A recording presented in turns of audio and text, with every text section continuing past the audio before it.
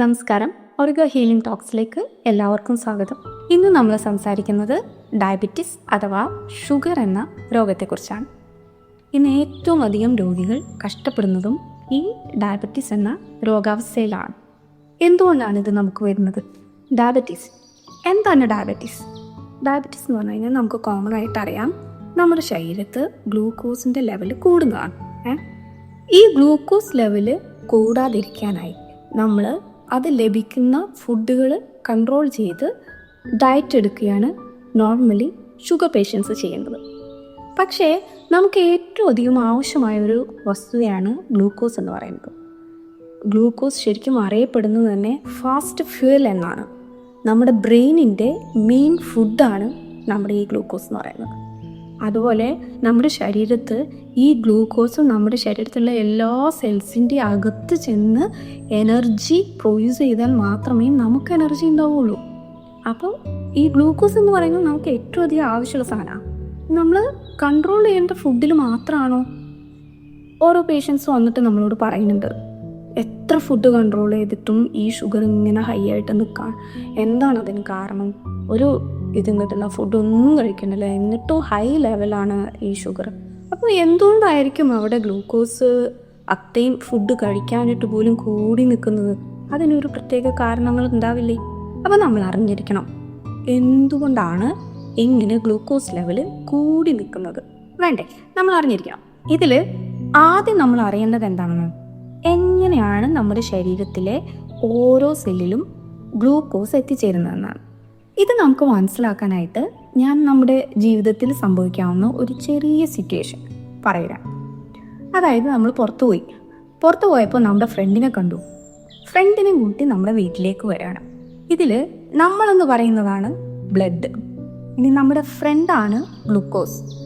അങ്ങനെ ബ്ലഡ് ഗ്ലൂക്കോസിനെയും കൂട്ടി നമ്മുടെ വീട്ടിലെത്തുക എന്നാണ് പറഞ്ഞത്, അല്ലേ? വീടെന്ന് പറയുന്നത് നമ്മുടെ ഒരു സെല്ലിനെ. അപ്പോൾ ആ സെല്ല് വീട്ടിലേക്ക് എത്തുമ്പോൾ ആദ്യം എന്താ വേണ്ടത്? ഡോറ് തുറക്കണം. അപ്പോൾ അവിടെ ഒരു ഡോറ് വേണമല്ലോ. ആ ഡോറാണ് GLUT4 എന്ന് പറയുന്ന ട്രാൻസ്പോർട്ട് പ്രോട്ടീൻ. GLUT4 അതാണ് നമ്മുടെ സെല്ലിലെ ഗ്ലൂക്കോസിനെ അകത്ത് കയറ്റാൻ ഡോറായിട്ട് നിൽക്കുന്ന ആൾ. ഇനി ഡോർ മാത്രം പോരല്ലോ, നമുക്ക് കീ വേണം. ആ കീ ആണ് നമ്മുടെ ഇൻസുലിൻ. ആ ഇൻസുലിൻ കീ ഉപയോഗിച്ച് നമ്മൾ വീട് തുറന്നു, അതായത് സെല്ല് തുറന്നു. ഡോർ എന്നുള്ളത് GLUT4 തുറന്നിട്ടാണ് നമ്മുടെ ഈ ഗ്ലൂക്കോസ് അകത്ത് കയറുന്നത്, അതായത് നമ്മുടെ ഫ്രണ്ട് അകത്ത് കയറുന്നത്. ഇതാണ് നമ്മുടെ ശരീരത്തിൽ നടക്കുന്ന ഒരു പ്രോസസ്സ് എന്ന് പറയുന്നത്. നോർമൽ ഒരു സിറ്റുവേഷനാണ് ഞാൻ പറഞ്ഞത്. ഇതിൽ ഇപ്പോൾ ഡോറ് തുറക്കാൻ പറ്റാത്തൊരു സിറ്റുവേഷൻ വരികയാണ്. നമുക്ക് രണ്ട് അവസ്ഥകൾ വരുമ്പോഴാണ് ഡോറ് തുറക്കാൻ പറ്റാത്തത്. ഒന്നില്ലെങ്കിൽ നമ്മുടെ ഈ കീ ഉണ്ടാവില്ല, അല്ലെങ്കിൽ നമ്മുടെ ഡോറ് ജാമായിരിക്കാം. സെയിം പ്രോസസ്സാണ് നമ്മുടെ ഡയബറ്റിസ് എന്ന രോഗാവസ്ഥയിലും നമ്മുടെ ശരീരത്തിൽ ഉണ്ടാവുന്നത്. അതായത് നമ്മുടെ കീ ആയിട്ടുള്ള ഇൻസുലിൻ ഉണ്ടാവില്ല, അതൊരു കണ്ടീഷൻ. ഇനി ഡോറായിട്ടുള്ള GLUT4 എന്താണ്? ജാമായിട്ടേക്കും. അതിന് ഇൻഫോർമേഷൻ കിട്ടുന്നില്ല തുറക്കാനുള്ള, അപ്പോൾ അത് തുറക്കുന്നില്ല. അങ്ങനെ രണ്ട് സിറ്റുവേഷൻ. അപ്പോൾ ഇതിൽ കീ ഇല്ലാത്തതും ഇൻസുലിൻ ഇല്ലാത്തതുമായ അവസ്ഥ. ഇൻസുലിൻ ഇല്ലാത്ത ഈ അവസ്ഥയെ പറയുന്നത് ഇൻസുലിൻ ഡെഫിഷ്യൻസി എന്നാണ്. അതാണ് നമ്മുടെ ഷുഗറിൻ്റെ ഒരു കണ്ടീഷൻ. ഇനി രണ്ടാമത്തെ കണ്ടീഷൻ, അതായത് അവിടെ ഇൻസുലിൻ ഉണ്ട്, പക്ഷേ ഡോറ് ജാമായിരിക്കുകയാണ്, GLUT4 ജാമായിട്ടിരിക്കുകയാണ്, അത് തുറക്കുന്നില്ല. ആ അവസ്ഥയെ പറയുന്നതാണ് ഇൻസുലിൻ റെസിസ്റ്റൻസ്. ഈ രണ്ട് കണ്ടീഷനാണ് നമ്മുടെ ഷുഗർ എന്ന രോഗത്തിൻ്റെ രണ്ട് അവസ്ഥകൾ. നമ്മൾ രണ്ട് തരത്തിലുള്ള ഡയബറ്റീസിനെ കുറിച്ച് പറഞ്ഞു. എന്നാൽ ഈ രണ്ട് ഡയബറ്റീസിന് കാരണമാകുന്ന അവസ്ഥകൾ എന്തെല്ലാമാണ് അതിനെക്കുറിച്ച് നമുക്ക് നോക്കാം. ഈ ചിത്രം ഒന്ന് നോക്കൂ. ഇൻസുലിൻ റെസിസ്റ്റൻസും ഇൻസുലിൻ ഡെഫിഷ്യൻസി, ഇതിന് രണ്ടിനും റീസൺ ആയിട്ടുള്ള പ്രധാന കാര്യങ്ങളാണ് ഈ കാണിച്ചിരിക്കുന്നത്.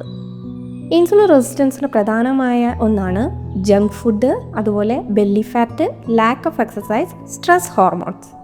എന്നാൽ ഇൻസുലിൻ ഡെഫിഷ്യൻസിക്ക് റീസൺ ആയത് wrong food habits, stress hormone, genetic reason, inflammation എന്നിവയാണ്. ഇതിൽ ഓരോന്നിനും നമുക്ക് എക്സ്പ്ലെയിൻ ചെയ്ത് നോക്കാം.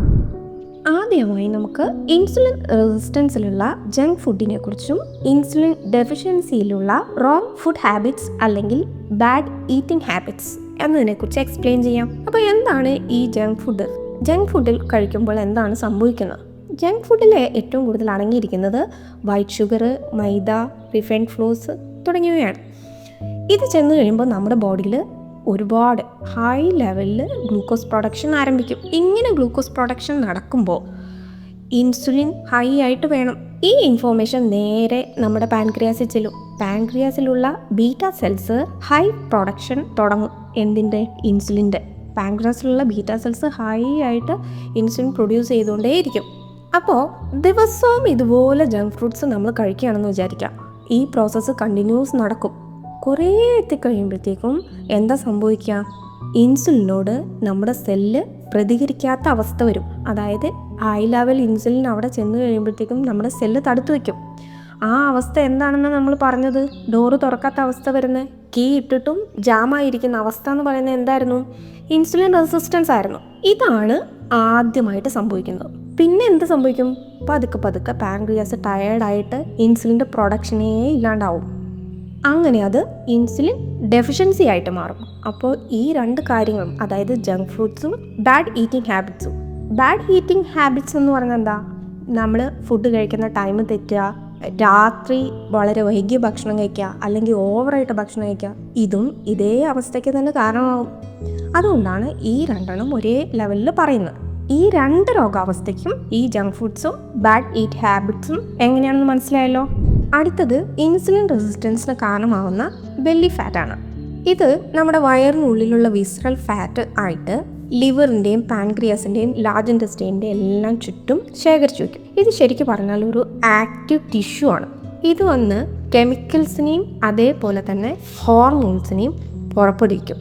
അതായത് റെസിസ്റ്റിൻ, അതുപോലെ TNF alpha, IL-6, free fatty acid എന്ന് തുടങ്ങിയ കുറേ സംഭവങ്ങളെയാണ് ഇത് പ്രൊഡ്യൂസ് ചെയ്യുന്നത്. ഇത് ചെയ്യുമ്പോൾ എന്താവും സംഭവിക്കുക? ഇൻസുലിൻ റെസിസ്റ്റൻസിന് ഇതെല്ലാം റീസൺ ആവും. കാരണം ഈ കെമിക്കൽസ് ബ്ലഡിൽ കൂടെ ചെന്ന് നമ്മുടെ വീടായിട്ടുള്ള സെല്ലിൻ്റെ സിഗ്നൽ കൊടുക്കില്ല. അതായത് ഡോറ് ജാം ആവാൻ കാരണമാകുന്ന വസ്തുക്കളായി ഇരിക്കും. അതുകൊണ്ട് എന്ത് സംഭവിക്കും? നമ്മുടെ ഗ്ലൂട്ടിഫോറിൽ സിഗ്നൽസ് ചെല്ലില്ല. അങ്ങനെ ഇൻസുലിൻ റെസിസ്റ്റൻസിന് ഇത് കാരണമാവും. അതായത് ഇൻസുലിൻ്റെ സിഗ്നലിന് ഡിസ്റ്റർബ് ഉണ്ടാക്കും. ഈ ബെല്ലി ഫാറ്റിൻ്റെ കണ്ടീഷനാണ് നമ്മുടെ ശരീരത്തിൽ ശരിക്കും ഡയബറ്റീസിൽ ഏറ്റവും റിസ്ക് ആയിട്ടുള്ളൊരു ഡേഞ്ചർ കണ്ടീഷൻ എന്ന് പറയുന്നത് ഈ ബെല്ലി ഫാറ്റ്സ് ആണെന്ന് പറയുന്നത്. അപ്പോൾ ഈ ബെല്ലി ഫാറ്റ്സ് ഇമ്പോർട്ടൻ്റ് ആയിട്ടുള്ളൊരു കാര്യമാണ്. ഓക്കെ, അടുത്തത് ലാക്ക് ഓഫ് എക്സസൈസ്. എങ്ങനെയാണ് എക്സസൈസ് ഡയബറ്റീസിന് റീസൺ ആകുന്നത്? എക്സസൈസ് ചെയ്യാതിരുന്നാൽ എങ്ങനെ അത് ഡയബറ്റീസിന് കാരണമാകും? നമ്മൾ എക്സസൈസ് ചെയ്യുമ്പോൾ ഏത് തരം എക്സസൈസ് ആയിക്കോട്ടെ, സിമ്പിളായാലും ഹെവി ആയാലും ഏത് തരം എക്സസൈസ് ചെയ്യുമ്പോഴും നമ്മുടെ മസിൽസ് എനർജിക്ക് വേണ്ടി ഗ്ലൂക്കോസിനെ ഡയറക്റ്റ് യൂസ് ചെയ്യും. അങ്ങനെ ഉപയോഗിക്കുമ്പോൾ നമ്മുടെ ശരീരത്തിലുള്ള ഗ്ലൂക്കോസ് കൺട്രോൾ ചെയ്യപ്പെടും. അതുകൊണ്ടാണ് എല്ലാവരും എക്സസൈസ് ചെയ്യണമെന്ന് പറയുന്നത്. ഇങ്ങനെ എക്സസൈസ് ചെയ്യാതിരുന്നാലോ ഈ ഗ്ലൂക്കോസ് കൂടുകയും ചെയ്യും. മനസ്സിലായോ? അപ്പോൾ നമ്മൾ എക്സസൈസ് ചെയ്യുമ്പോൾ ഈ മസിൽസ് എല്ലാം ഡയറക്റ്റ് ഗ്ലൂക്കോസിനെ എടുക്കുകയല്ലേ. അതുകൊണ്ട് ഒരു കൺട്രോളിംഗ് ആണ് അവിടെ കിട്ടുന്നത്. അതുമാത്രമല്ല, ഈ മസിൽസ് വേറൊരു പണിയും കൂടെ ചെയ്തു വയ്ക്കും. അതായത് ഇങ്ങനെ എക്സസൈസ് ഒന്നും ചെയ്തില്ല, എനർജി ഒന്നും അവർക്ക് കറക്റ്റായിട്ട് കിട്ടിയില്ല എന്നുണ്ടെങ്കിൽ അവരെന്ത് ചെയ്യും? നമ്മുടെ ഡോറായിട്ടുള്ള ഗ്ലൂട്ടിഫോർ അതിൻ്റെ ആക്ടിവിറ്റീസിനെ എല്ലാം കുറച്ച് വയ്ക്കും. അതും കൂടി ചെയ്തു വയ്ക്കുമ്പോൾ എന്താ സംഭവിക്കുക? ഈ ഷുഗർ ഹൈ ലെവലിലേക്ക് കൂടും. അങ്ങനെ ബോഡിയുടെ ഫുൾ മെറ്റബോളിസം സ്ലോ ആവും, ഗ്ലൂക്കോസ് ബ്രേക്ക് ഡൗണും സ്ലോ ആവും. അങ്ങനെ എന്തായിട്ട് മാറും? ഇൻസുലിൻ റെസിസ്റ്റൻസിന് കാരണമായിട്ട് ഈ ലാക്ക് ഓഫ് എക്സസൈസ് മാറും. അത് മനസ്സിലായല്ലോ. കോർട്ടിസോൾ അല്ലെങ്കിൽ സ്ട്രെസ് ഹോർമോൺ, ഇതെങ്ങനെയാണ് ഒരു ഡയബറ്റീസിന് കാരണമാവുന്നത്? അതുപോലെ തന്നെ ഈ കോർട്ടിസോൾ എങ്ങനെയാണ് നമ്മുടെ ശരീരത്തിൽ കൂടുന്നത്? അത് നമ്മൾ ഏറ്റവും അധികം സിമ്പിളായിട്ട് വിചാരിക്കുന്ന ഒരു കാര്യമാണ് സംഭവിക്കുക. കാരണം നമ്മൾ ഏറ്റവും കൂടുതൽ സ്ട്രെസ് ചെയ്യുന്ന സമയം, അല്ലെങ്കിൽ ടെൻഷൻ ആകുന്ന സമയം, അല്ലെങ്കിൽ നമ്മൾ ഏറ്റവും കൂടുതൽ സങ്കടപ്പെടുന്ന സമയം, ഈ സമയങ്ങളിൽ നമ്മുടെ ശരീരം എന്ത് സംഭവിക്കും? ഈ കോർട്ടിസോൾ എന്ന ഹോർമോണിനെ റിലീസ് ചെയ്യും. കോർട്ടിസോളിനെ നോർമലി പറയുന്നത് എന്താണ്? Stress hormone. ഈ കോർട്ടിസോൾ റിലീസ് ആകുമ്പോൾ നമ്മുടെ ബോഡി തിങ്ക് ചെയ്യും, ഡേഞ്ചർ സിറ്റുവേഷൻ ആണ്, സോ ബോഡി പ്രിപ്പയർ ചെയ്യണം, ഫൈറ്റ് ഓർ ഫ്ലൈറ്റ്. ഈ മോഡിലേക്ക് നമ്മുടെ ബോഡി മാറുകയാണ്. കോർട്ടിസോൾ ലിവറിനോട് പറയും, സ്റ്റോർ ചെയ്ത് ഷുഗർ റിലീസ് ചെയ്യൂ, അല്ലെങ്കിൽ ലിവർ ഗ്ലൈക്കോജനായി സ്റ്റോർ ചെയ്ത ഗ്ലൂക്കോസിനെ ബ്ലഡിലേക്ക് വിടൂ. അപ്പം തന്നെ ലിവർ അത് ചെയ്യും. അങ്ങനെ എന്താവും? പെട്ടെന്ന് തന്നെ ബ്ലഡിൽ ഷുഗർ കൂടും. അതുമാത്രമല്ല, കോർട്ടിസോൾ ഒരുപാട് കാര്യങ്ങൾ ചെയ്യുന്നുണ്ട്. നെക്സ്റ്റ് ചെയ്യുന്ന കോർട്ടിസോൾ എന്താ ചെയ്യുക? ബോഡിയോട് പറയും, പ്രോട്ടീനും ഫാറ്റും കൂടി ചേർന്നിട്ട് പുതിയ ഷുഗർ ഉണ്ടാക്കൂ, ഗ്ലൂക്കോ നിയോ ജെനസിസ് എന്ന് പറയും ഇതിന്. അങ്ങനെ പുതിയ ഗ്ലൂക്കോസ് ഉണ്ടാക്കും. അതുമല്ല, നേരെ ഇൻസുലിൻ്റെ അടുത്തില്ലോ കോർട്ടിസോൾ, എന്നിട്ട് അതിൻ്റെ വർക്കെല്ലാം ഭയങ്കര സ്ലോ ആക്കും. അതിന് ഗ്ലൂക്കോസിന് ഇൻസൈഡ്, സെല്ലിൻ്റെ ഇൻസൈഡിലോട്ട് കയറാൻ പറ്റില്ല. അങ്ങനെ ആ ഇൻസുലിൻ്റെ പ്രവർത്തനവും താത്തിവിടും. ഇതുമല്ല, വീണ്ടും എന്താ ചെയ്യുക? നമ്മുടെ നേരത്തെ പറഞ്ഞ ബെല്ലി ഫാറ്റ് ഇല്ലേ, അത് കൂടാൻ, അതായത് ഫാറ്റ് സ്റ്റോർ ചെയ്യാനായിട്ട് ഈ കോർട്ടിസോൾ ഹെൽപ്പ് ചെയ്യും.